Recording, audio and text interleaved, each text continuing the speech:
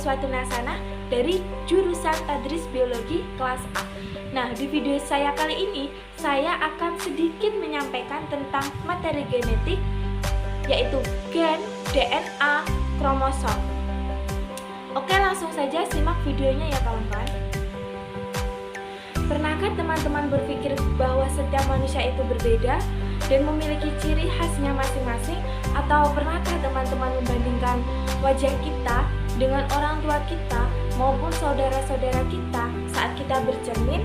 Saat membandingkan wajah kita dengan orang tua kita, besar kemungkinan kita akan melihat banyak kesamaan seperti warna bola mata yang sama dengan ibu dan warna kulit yang sama dengan warna kulit ayah.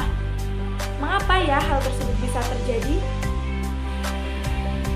Tahukah teman-teman kalau hal tersebut terjadi karena adanya faktor-faktor yang diwariskan oleh induk kepada keturunannya. Pewaris sifat ini dibawakan oleh gen. Nah, gen merupakan segmen pada DNA yang memiliki sisi promoter, sisi pengkode, dan terminator yang terdapat pada untai DNA.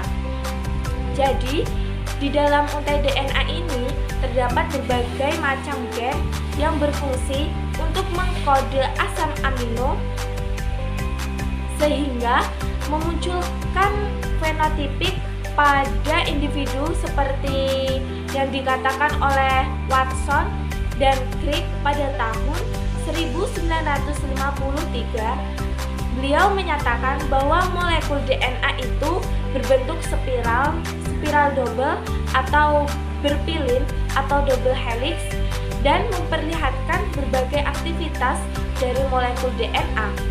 Nah, DNA atau asam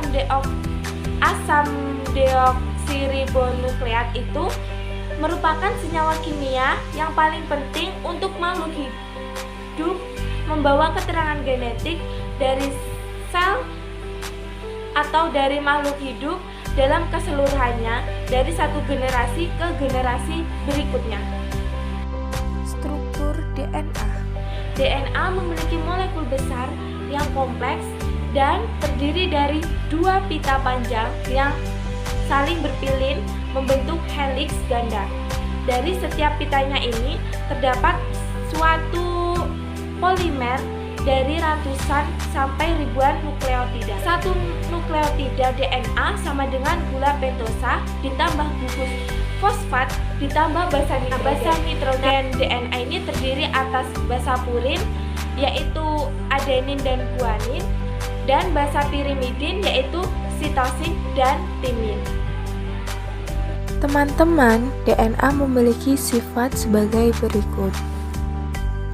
Teman-teman, DNA juga memiliki beberapa fungsi, diantaranya adalah sebagai berikut. Nah, hal tadi yang dijelaskan merupakan struktur, sifat, dan fungsi dari DNA. Namun, tahukah teman-teman siapa yang bertanggung jawab untuk membawa molekul pembawa sifat genetik yang dimiliki DNA? Nah, benar. Jawabannya adalah RNA. RNA atau asam ribonukleat adalah suatu polimer asam nukleotida yang terdiri dari 4 ribonukleotida. Struktur RNA berbentuk pita tunggal tetapi tidak berpilin sebagai spiral seperti molekul DNA. Seperti RNA terdiri dari rantai ribonukleotida. Satu ribonukleotida sama dengan gula ribosom ditambah gugus fosfat ditambah basa nitrogen. Basa nitrogen dari RNA ini terdiri dari basa purin yaitu adenin dan guanin dan basa pirimidin yaitu sitosin dan urasil. Teman-teman, ternyata RNA itu memiliki berbagai jenis loh. Teman-teman tahu tidak berapa jenis dari RNA itu? Ya, betul sekali. RNA memiliki 3 jenis. Yang pertama yaitu RNA duta atau messenger RNA atau yang bisa ditulis dengan mRNA.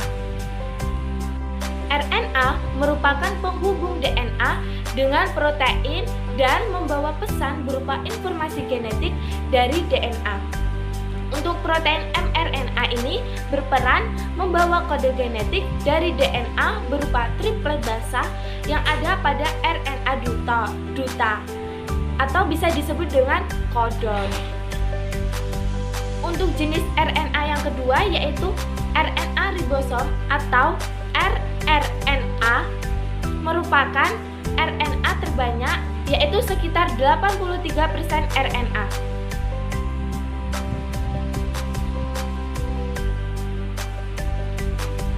Sesuai dengan namanya, RNA ribosom ini terdapat di dalam ribosom dan berperan sebagai tempat pembentukan protein. Dan untuk jenis yang ketiga yaitu RNA transfer atau tRNA. RNA transfer ini berperan untuk menerjemahkan kodon yang terdapat pada RNA duta menjadi suatu jenis asam amino serta mengangkut asam amino ke permukaan ribosom pada saat translasi.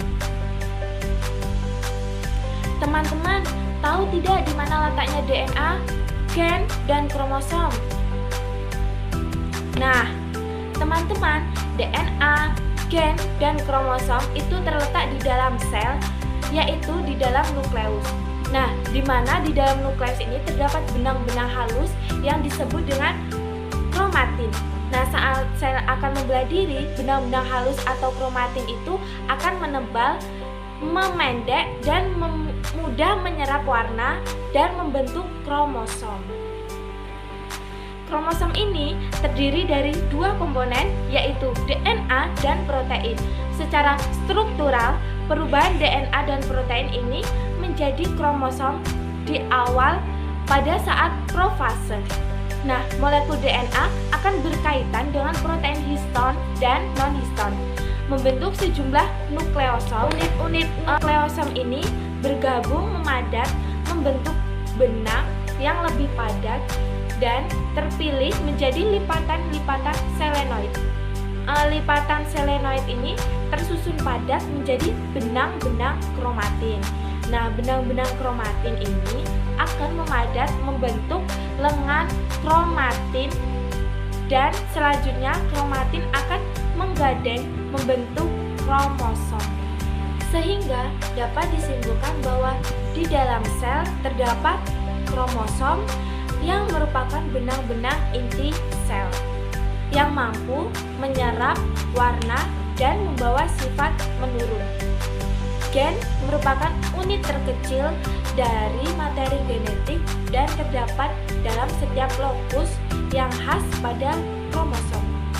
DNA merupakan senyawa kimia yang membawa keterangan genetik dari suatu generasi ke generasi berikutnya. Mungkin itu saja penyampaian materi genetika dari saya. Kurang lebihnya saya mohon maaf. Sekian, terima kasih. Wassalamualaikum warahmatullahi wabarakatuh.